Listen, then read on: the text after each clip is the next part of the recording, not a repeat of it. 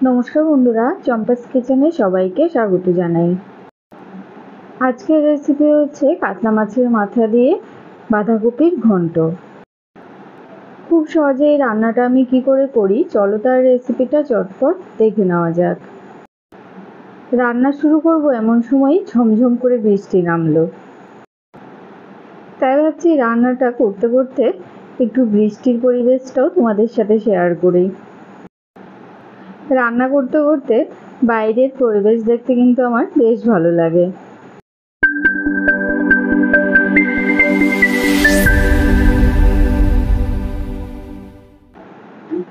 তো বৃষ্টি চলতে থাকুক, ততক্ষণে রান্নাটাও সারতে হবে। প্রথমেই গ্যাস জ্বালিয়ে একটা কড়াই গরমে বসাচ্ছি।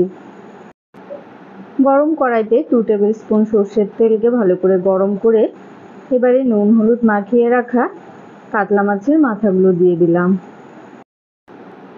2 থেকে 3 মিনিট অপেক্ষা করে উল্টে পাল্টে মাছের মাথাগুলোকে লাল লাল করে ভেজে নেব। কিছুক্ষণ আঁচে রাখার পরে মাথাগুলো কিন্তু বেশ নরম হয়ে গেছে। খুন্তির সাহায্যে একটুখানি ভেঙে দিচ্ছি, এতে করে ভেতর থেকে খুব ভালো ভাজা হবে। মাছের মাথাগুলো সুন্দর করে ভাজা হয়ে গেছে, তেল ছেঁকে একটা বাটিতে নামিয়ে রেখে দিচ্ছি। কড়াইয়ের ওই তেলেই আরও 1 টেবিল স্পুন সর্ষের তেল দিচ্ছি। গরম তেলে এবারে দিচ্ছি একটা ফাটিয়ে নেওয়া শুকনো লঙ্কা, একটা তেজপাতা, আর দেবো কিছু গোটা গরম মশলা, 1/2 টিস্পুন গোটা জিরে দিলাম। 4-5 সেকেন্ড নাড়াচাড়া করে ফোড়নের মশলাগুলোকে ভেজে নিচ্ছি। ফোড়ন থেকে একটা সুন্দর গন্ধ বেরিয়েছে, এবারে দিচ্ছি টমেটো, আদা আর কাঁচা লঙ্কা বাটা। সমস্ত মশলাকে তেলের সাথে ভালো করে মিশিয়ে নিয়ে দিচ্ছি 1 টিস্পুন নুন, 1/2 টিস্পুন দেবো হলুদ গুঁড়ো, 1/2 টিস্পুন কাশ্মীরি লঙ্কা গুঁড়ো আর 1 টিস্পুন জিরে গুঁড়ো। গ্যাসের আঁচটা মিডিয়ামে রেখে এবারে এগুলোকে বেশ ভালোভাবে কষিয়ে নেব। মশলার বাটিটা থেকে সামান্য জল দিয়েছি। দেখো মশলা কিন্তু কষানো হয়ে গেছে। এবারে এর মধ্যে দিচ্ছি নুন হলুদ দিয়ে ভাপিয়ে নেওয়া বাঁধাকপি আর আলু। বাঁধাকপিগুলোকে আমি প্রেসার কুকারে একটা সিটি মেরে ভাপিয়ে নিয়েছি। গরমের বাঁধাকপি তো একটুখানি কচকচে হয় খেতে, তাই প্রেসার কুকারে সেদ্ধ করে নিলে বেশ নরম হয়ে যায়। লো ফ্লেমে 5 মিনিটের জন্য ঢেকে দিয়েছি। দেখো এর মধ্যে কিন্তু বাঁধাকপিটা থেকে হালকা জল ছাড়তে শুরু হয়েছে।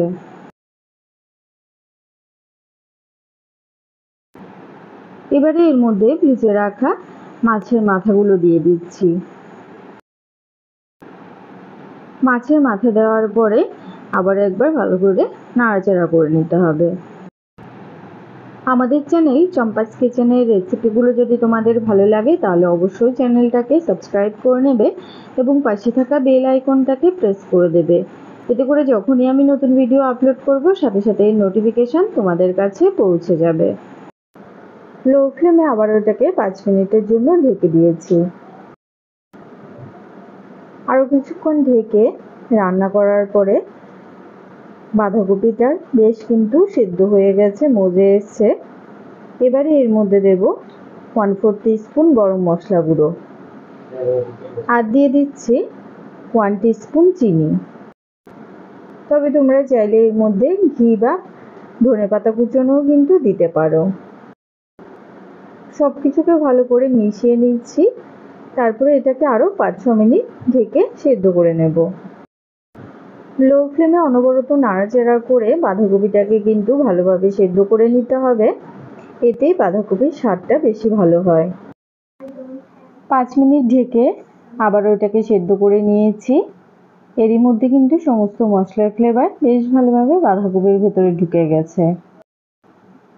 আর বাঁধাকপি রান্নার সময় একটা জিনিস অবশ্যই করে খেয়াল রাখবে, বাঁধাকপিটা যেন কড়াইতে লেগে না যায়। লেগে ধরলে কিন্তু একটা পোড়া পোড়া গন্ধ চলে আসে, তখন আর বাঁধাকপি খেতে ভালো লাগে না। খুন্তির সাহায্যে কয়েক টুকরো আলুকে গলিয়ে দিচ্ছি, এতে করে এর মধ্যে খুব সুন্দর একটা মাখো মাখো ভাব চলে আসবে। তো বন্ধুরা বাঁধাকপির ঘন্টটা কিন্তু প্রায় হয়ে এসছে। এই সময় গ্যাসের আঁচটা অফ করে দিচ্ছি। তো বন্ধুরা, আজকের এই সহজ সরল ঘরোয়া পদ্ধতিতে তৈরি করা মাছে মাথা দিয়ে বাঁধাকপির ঘন্টের এই রেসিপিটা তোমাদের কেমন লাগলে অবশ্যই কমেন্ট করে জানাবে। ভালো লাগলে লাইক করবে আর তোমার বন্ধুদের সাথে ভিডিওটাকে শেয়ার করতে কিন্তু একদম ভুলবে না। এতক্ষণ আমার পাশে থেকে ভিডিওটা দেখার জন্য অনেক অনেক ধন্যবাদ। ভালো থাকবে, সুস্থ থাকবে। পরের ভিডিওতে আবার দেখা হবে। বাই।